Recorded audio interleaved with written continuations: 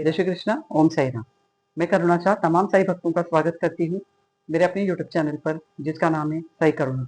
उम्मीद रखती हूँ आप सब स्वस्थ होंगे, मस्त होंगे और बाबा की कृपा से तंदुरुस्त भी होंगे। पिछले वीडियो में मैंने बाबा की ईंट के बारे में आपको बताया। अब एक घटना जो लोगों के ध्यान में रह गई, उसका जिक्र आज आपके सामने करने जा रही हूँ। बाबा का प्रेम इंसानों के लिए तो बहुत था, ये तो उस वक्त सबने अनुभव किया था, पर किसी वाइल्ड एनिमल्स के लिए या जानवर के लिए ये प्रेम उतनी हद तक हो पाना कितना आश्चर्य में डालने वाला होता है। इसका किस्सा आज मैं आपको सुनाने जा रही हूँ। एक ये बात है 8 अक्टूबर 1918 की।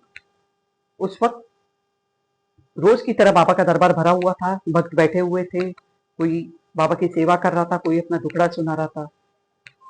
अचानक द्वारका माई के बाहर कुछ हलचल सी मचने लग गई और सब लोगों को आश्चर्य लग रहा था और सबको जानना भी था कि एक्चुअल में द्वारका माई के बाहर हो क्या रहा है। सबका ध्यान उसकी ओर जा चुका था।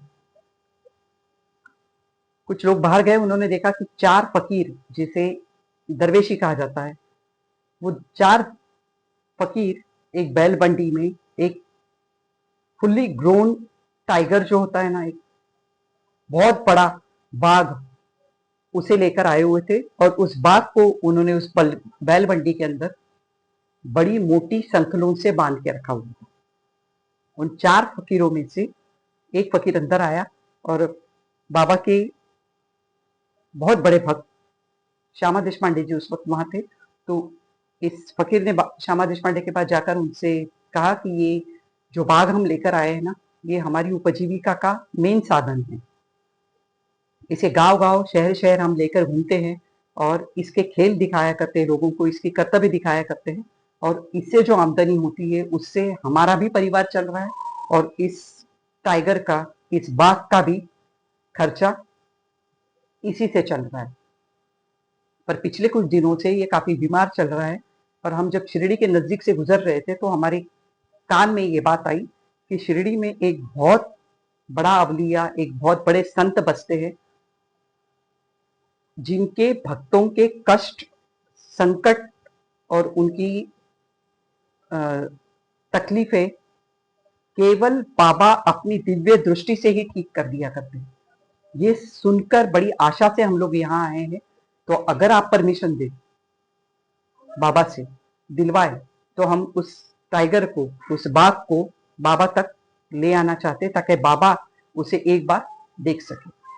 अब श्यामा देशपांडे ने ये पूरी बात बाबा को जाकर बताई और बाबा ने तुरंत उसे परमिशन दी और उससे कहा उस बाघ को मेरे पास लेकर आओ। वो दरवेशी गए, उन्होंने बहुत प्रिकॉशन के साथ उसकी संखलों को हाथ में पकड़कर उस बाघ को बाबा की द्वारका माई में वो लेकर आए। वो बाघ बीमार होने की वजह से बहुत धीमे धीमे धीमे चलता हुआ द्वारका माई की सीढ़ियों तक पहुंचा और जैसे ही वो सीढ़ियों तक पहुंचा, उसने एक करुणामयी, एक प्रेम भरी नजर बाबा की ओर डाली और बाबा ने भी एक करुणामयी और प्रेम भरी नजर से इस बाघ को देखा। जैसे ही ये आई कांटेक्ट इन दोनों के बीच में हुआ, उस बाघ ने एक बहुत बड़ी दहाड़ उस वक्त मारी थी और वो दहाड़ इतनी लाउड और इतनी टेरिफाइंग थी कि कुछ सेकंड्स के लिए पूरी द्वारका माई हिल गई और ये दहाड़ मारते ही वो बाघ जो था वो जमीन पर लुढ़क गया और वो मोशनलेस हो चुका था। वो दरवेशी जो थे वो उसके पास आए, उन्होंने उसको देखा, पड़ताला, और उन्हें समझ में आ गया कि ये मर चुका है। तो वो बहुत दुखी हुए और वो बाबा के पास में गए और उन्होंने बाबा से कहा कि बाबा, ये रोजी रोटी थी बाबा हमारी और वो अब जा चुकी है। बाबा ने उन्हें सांत्वना देते हुए कहा कि तुम फिक्र मत करो, तुम बहुत सही समय पर बहुत सही जगह उसे लेकर आए हैं और यहाँ आने के बाद उसको मुक्ति ही मिलनी है, क्योंकि ये जगह ही इतनी पवित्र है। बाबा ने उनसे कहा कि ऋण था काफी जन्मों से, इसके ऊपर ऋण था तुम लोगों का, जो कि चुकता होने के बाद में वो तुम लोगों को छोड़कर यहाँ से निकल चुका है। इसके बाद थोड़ा सा ढाढ़स उन फकीरों या उन दरवेशों के बीच में भी आया कि चलो सही जगह पर एक संत के चरणों में आकर इस बात को मुक्ति मिल गई। उन्होंने फिर कहा कि बाबा अब इसका आगे क्या करें हम, इसके शरीर का आगे क्या करें हम, ये भी आप ही बता दीजिए। तब बाबा ने कहा कि ये जो शंकर भगवान का मंदिर है उसके सामने जो नंदी है, उस नंदी के समीप इसे दफना दो, ले जाकर वहां दफनाने से इसको सदगति मिलनी ही मिलनी है। वो दरवेशी उस बाघ को उठाकर उस शंकर भगवान के मंदिर के पास में गए और उसे वहां पे गड्ढा खोद कर दफनाया गया।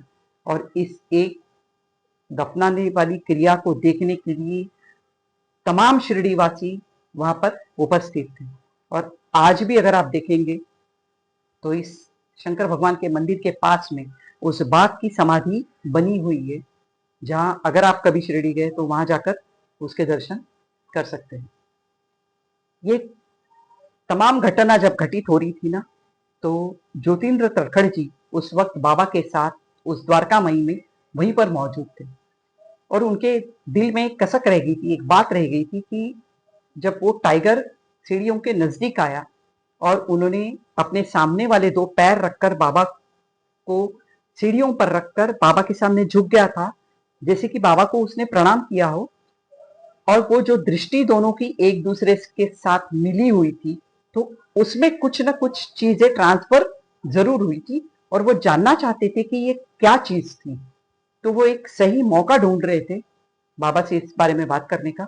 और जब उन्हें वो सही मौका मिला तब वो बाबा के पास में आया, उनसे कहा बाबा एक चीज मेरे दिल में रह गई है, वो मैं आपसे पूछना चाहता हूँ कि जब वो बाघ ने आपकी ओर देखा और आपने बाघ की ओर देखा, तो मुझे ऐसा महसूस होता है कि कुछ चीजें आप दोनों के बीच में ट्रांसफर हुई थी और 100% हुई थी, तो वो क्या थी। तब बाबा ने उनसे कहा था भाऊ, उसने अपनी आंखों ही आंखों में उनसे ये कहा था कि बाबा मैं बहुत तकलीफ में हूँ और ये जो दर्द मेरे अंदर है उसे मैं बहुत दिनों से सहन कर रहा हूँ और अब मेरी सहन शक्ति पूरी खत्म हो चुकी है इसे सहन करने की। तो अब प्लीज इस दर्द से, इस तकलीफ से, इस जन्म से मुझे मुक्ति दे दीजिए। और उसका दर्द, उसकी तकलीफ और उसकी वो कंडीशन देखकर मुझे भी दया आ गई और मैंने अपने भगवान से उसकी मुक्ति के लिए प्रार्थना की। और मेरे भगवान बहुत दयालु है, उन्होंने तुरंत मेरी वो बात सुनी और उस बात को इस जन्म मरण के फेरे से, ये बर्थ और रीबर्थ के साइकिल से हमेशा के लिए छुटकारा मिल चुका है। आप भाऊ वो कभी भी दोबारा जन्म मरण के चक्र में, फेरे में फंसेगा ही नहीं। और इस तरह से वो एक बाघ को बाबा ने मुक्ति दिलवा दी। ज्योतिन्द्र तड़खड़ जी ने कहा कि बाबा आज तक मैंने आपको इंसानों के ऊपर रहमत बरसाते हुए कई बार देखा है, पर ये पहला मौका है मेरी जिंदगी का जब एक जंगली जानवर को, और वो भी बाघ जैसे जानवर को, के ऊपर आपने जो दया दृष्टि, जो प्रेम बरसाकर उसे मुक्ति दिलाई है, वो जिंदगी के आखिरी क्षण तक मेरे ध्यान में रहेगा, मैं इसे कभी भूल नहीं सकता हूँ। और इस तरह से ज्योतिन्द्र तड़खड़ जी ने भी बाबा के चरण छुए थे। और एग्जैक्टली इसके 7 दिनों बाद बाबा ने समाधि ली थी।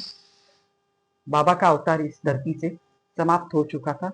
इस वजह से ये चीज भक्तों के और तमाम वाचकों के जैसे हम हैं वो ज्यादा ध्यान में रह गई, क्योंकि इस बात की मृत्यु से 7 दिन बाद बाबा ने भी दशहरे के दिन अपना देह समर्पण कर दिया था। पिछले 3 वीडियो से बाबा की निर्वाण की कथाएं बार बार आ रही है, कहने को इसके ऊपर बहुत कुछ है, एक 3-4 वीडियो जिसके ऊपर बन सकते हैं, इतनी बड़ी दास्तान है बाबा की निर्वाण की भी। पर जो दुखित हो चुका है ना हमारा मन 2-3 वीडियो से, तो मैं इसे कुछ और समय के लिए बात के लिए रख देती हूँ। और अब ये निर्वाण की वीडियो में यही समाप्त करती हूँ। उम्मीद रखती हूँ इतना प्यारा वीडियो आपको पसंद जरूर आएगा। पसंद आएगा तो आप लाइक शेयर सब्सक्राइब जरूर करेंगे, सब्सक्राइब जरूर करते रहिएगा और वीडियो को शेयर ज़्यादा से ज़्यादा करते रहिएगा ताकि ये वीडियोस लोगों तक पहुँचते रहे। बहुत जल्द उपस्थित हो रही हूँ आपके सामने एक अनोखा वीडियो लेकर। तब तक के लिए कहीं मत जाइएगा। आज के लिए आज्ञा दीजिए।